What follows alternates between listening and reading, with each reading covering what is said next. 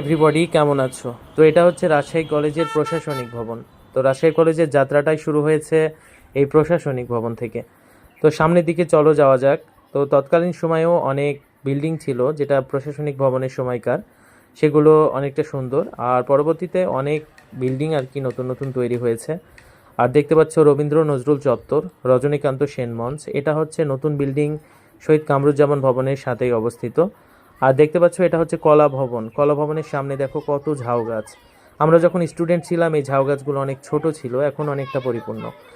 আর ওই যে সামনে দেখতে পাচ্ছ টেরাকোটা, ওইটা একটা ভিডিওতে আমি দেখিয়েছি আর কি। আর এটা হচ্ছে রাষ্ট্রবিজ্ঞান ভবন।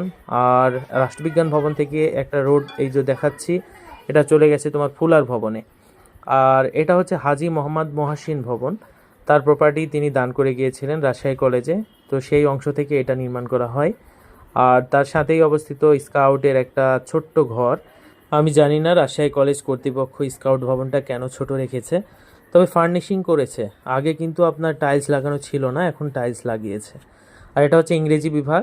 আমি ইংরেজি বিভাগের স্টুডেন্ট ছিলাম। আর পাশে দেখো রাজশাহী কলেজ জামে মসজিদ, এখানে আমরা নামাজ পড়তাম। আর আমি গেলাম সে উপলক্ষে নামাজও পড়লাম। আর কি করব, ঘুরলাম একটু। ফুলার ভবনটা দেখো, এটাও কিন্তু আমি মনে করি যে তৎকালীন সময় অর্থাৎ ব্রিটিশ আমলেই নির্মাণ করা হয়েছে। তো এখানকার অনেক ভবন ব্রিটিশ আমলে বা আধুনিককালে সব মিলে